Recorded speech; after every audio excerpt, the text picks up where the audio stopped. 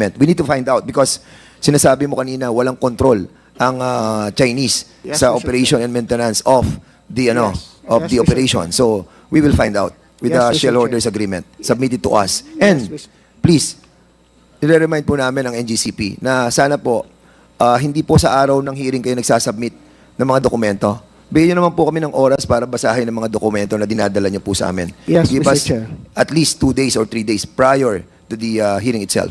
Apo, Mr. Thank Chair. you. And secondly, Mr. Chairman, all requests for authority to purchase land executed by the NGCP or any of its officials. Third, yung pong mga memoranda executed by the NGCP or any of its officials in relation to construction projects by the NGCP. Ikaapat po, any and all documents submitted by the NGCP during the bidding for the privatization of Transco. And number 5, any and all documents submitted by the NARI group in relation to the bid proposals submitted to NGCP. Share purchase agreement among Henry C., Robert Kyoto, and Synergy Grid and Development Incorporated. Submit it to us as well. Number 7, proof of approval by the Philippine Stock Exchange and Philippine Competition Commission of the share purchase agreement or the share swap transaction among Henry C., Robert Kyoto, and Synergy Grid. Point of order, Mr. Chair.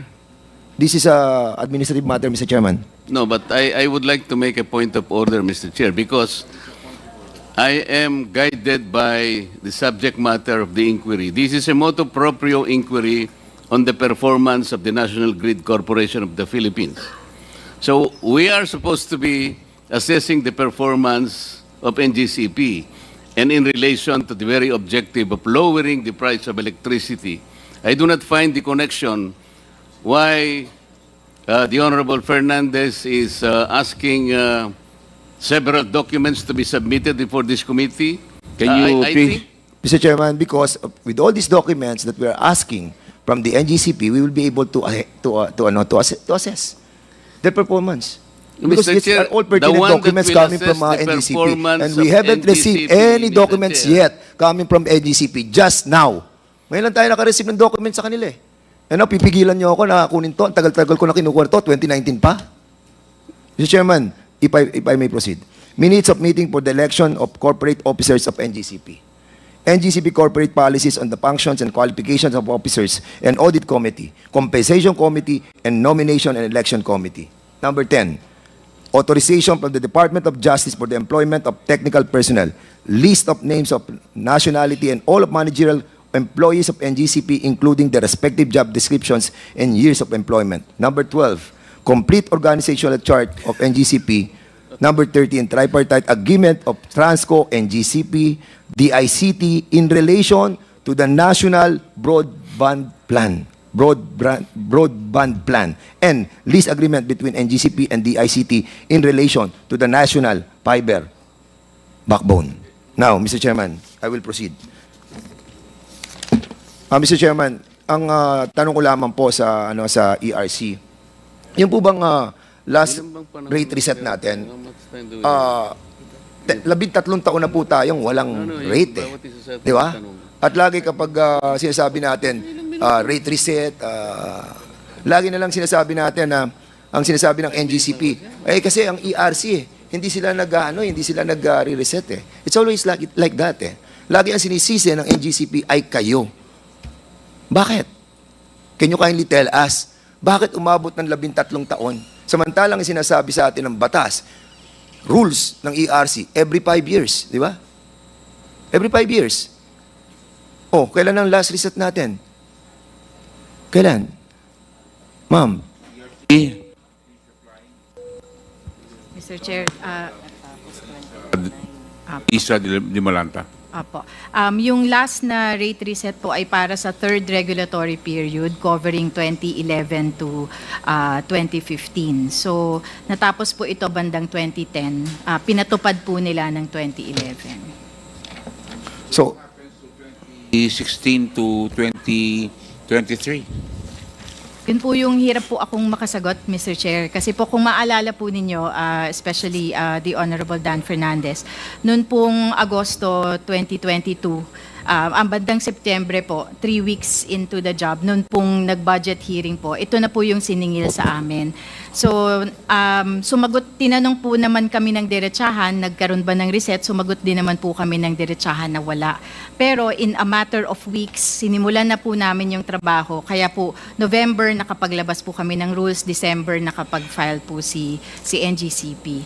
So, Yeah. pero yung between po nun, yun po yung hirap po akong makasagot, Mr. Chair, kasi po wala po akong personal knowledge. Yes, so tama po yung sinasabi ni NGCP na kasalanan nga ng ERC din to. Hindi po nakapag-reset po talaga yung ERC. Yun lang. Opo. Yun ang problema. Ano ang impact ng hindi kayo nakapag-reset?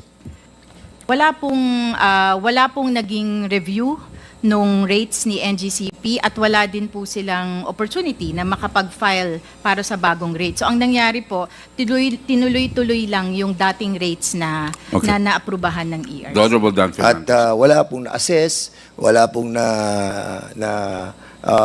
na-depreciate ng mga value ng kanilang mga assets. Mr. Chairman, 13 taon at hindi ako naniniwala na ito'y kagagawan lamang ng ERC, but nevertheless, darating po tayo doon. Ngayon po, anong status ng ating pong reset? Para sa kababayan natin na nanonood at sa mga kasamahan po natin, itong pinag-uusapan po natin, ito po yung taripa.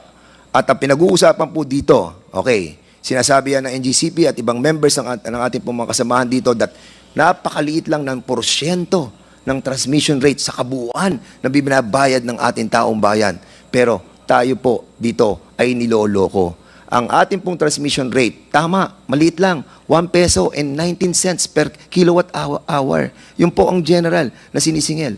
Pero Mr. Chairman, 13 or 10 cents lang ang difference. Malaking bagay po yan sa ating pong mga kababayan. Most especially, na hindi tayo nag-compute, marami na po tayong overcollection. And this must be refunded to our Filipino people. Now, ang tanong, Mona Lisa, ano na ang status ng ating pong NGCP's rate reset?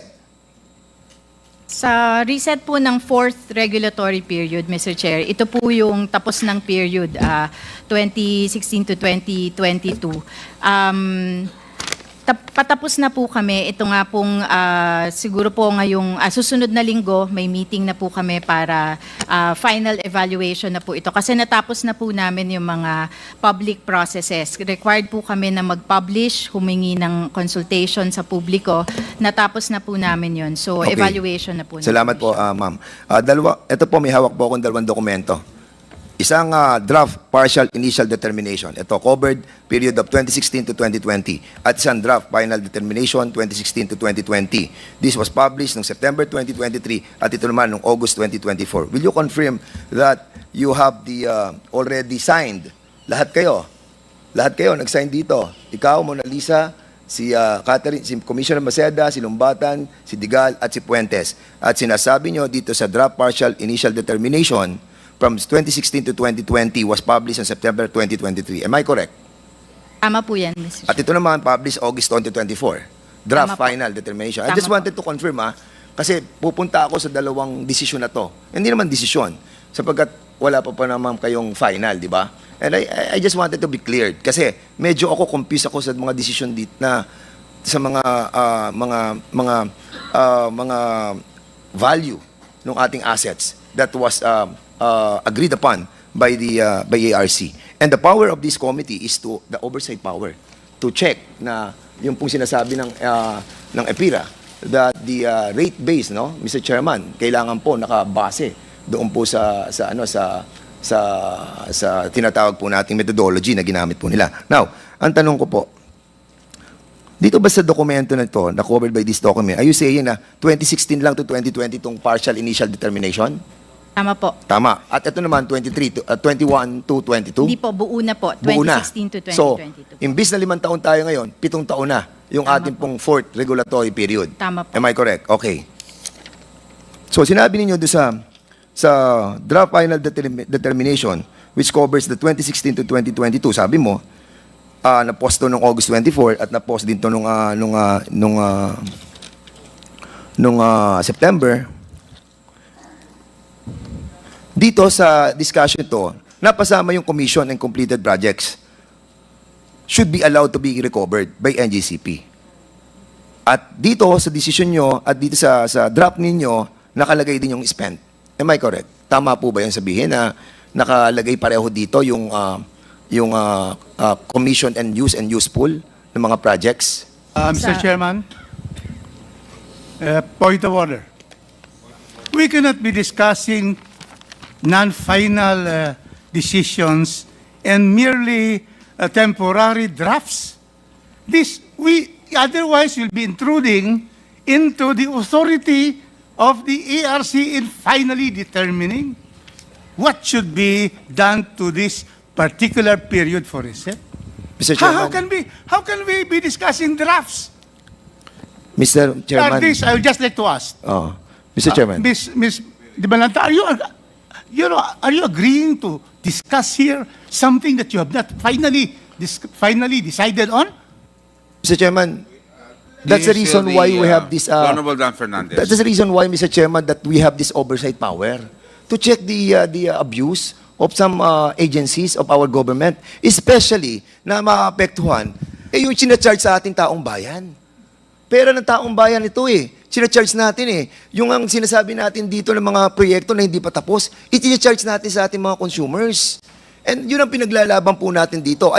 Bakit po Okay. natin hindi The Honorable naalaw? Dan Fernandez still has the floor. Let us give him Yeah, his but I time. have the But point of order. We In take any note like of that, judicial Honorable. decision, you cannot question yet if that's not yet final. But These are no. draft. The commissioners, the chairman, will change this draft and they have that authority under the law. Okay. So how can we be discussing drafts of possible decisions? Okay.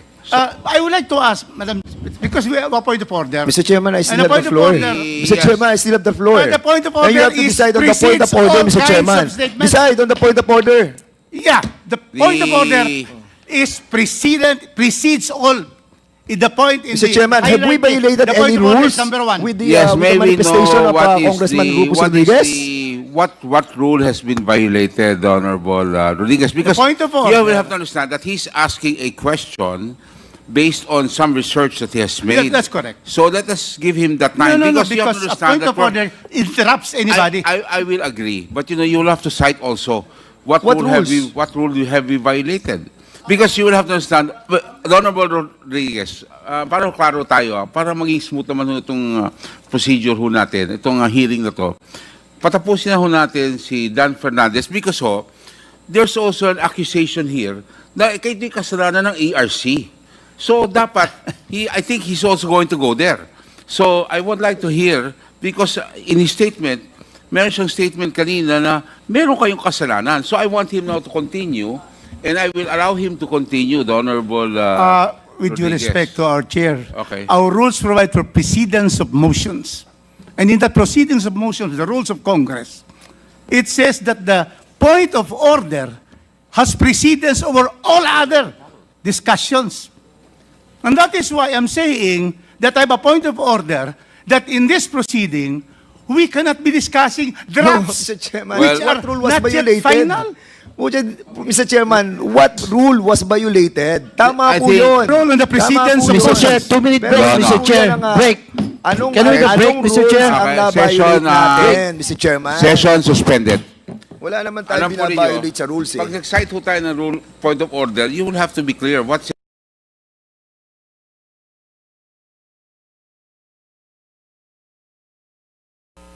Yes, please proceed.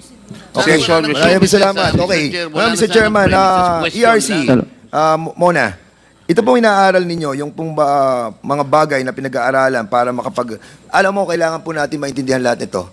And I don't know why other members of this committee is trying to prevent me to explain the details in layman's term. Ngayon, ang ating pong Mona, so, sa pagbibigay ng tamang taripa na ikakarga sa taong bayan, ano yung mga kino-consider dito? Ito, alam mo ito yung return on capital, return of capital, operating expenses, taxes. Can you kindly explain briefly? Opo. Mr. Chair, with your indulgence, yun pong sistema po or programa ng rate setting sa ating regulated entities, NGCP at distribution utilities, yung tinatawag na building block approach. So meron po tayo mga building blocks katulad nga po ng nabanggit ninyo na CAPEX, and then yung return on capital or return on the total capex including the opening asset base, the return of capital, ito na yung mga kasama yung WACC, depreciation, at yung mga operating expenses or OPEX, mga O&M expenses po at taxes po kung allowed po sila under the rules of Okay, recovery. in other words, muna, no, para mapabilis tayo. Itong tinatawag natin regulatory asset base, itong RAB, ang sinasabi natin, ito yung pinaka-asset natin, di ba? Pinaka-asset ng transmission. Tama. Tama po. Tapos kailangan natin dito yung CAPEX, kung magkano yung, Ginastos yung po. gagastusin para doon sa proyekto. Now, kapag mataas ang lahat ng ito, mataas ang singil ng kuryente. Kasi yun po yung base po, multiply. Correct. Multiply mo dun sa At ang WACC. sinasabi po ng batas, kailangan just and reasonable na ibibigay na rate para sa ating mga kababayan. Am I correct? Tama naman po. Okay, question. Puntahan natin yung opening RAB.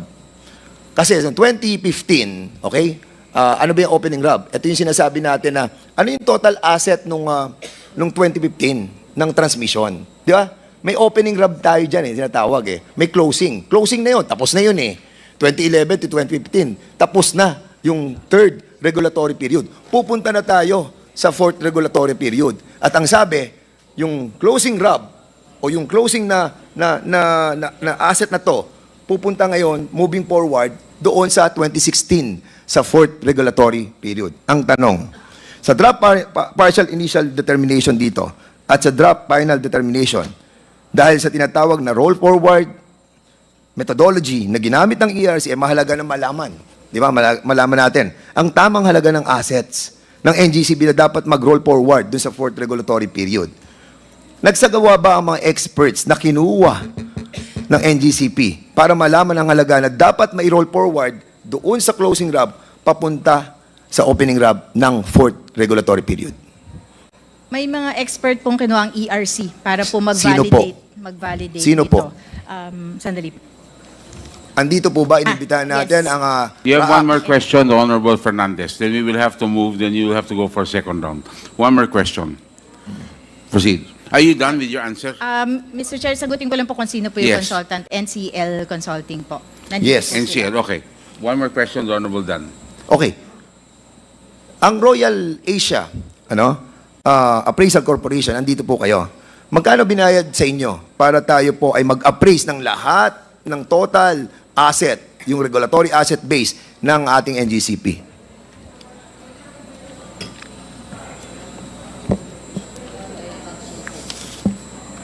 Nasa likod daw po, Mr. Chair. Magkano yung binayad? Tinatanong lahat yung binayad. Pakisagot lang po. Hindi, ERC na lang. ERC na lang. Magkano binayad? Sa 29 million for NCL and 12 million. Is this correct? Sa RAAC? Anyway, bigyan nyo na lang sa akin mamaya. Sige po, may Okay. breakdown po kasi yan. So, ang tanong natin sa RAAC, ano ang opening RAB ninyo? So, ano yung asset na natapos natin sa third regulatory period, moving forward sa 2016, anong opening RAB natin? Last question, please reply. Ano last question? Yes.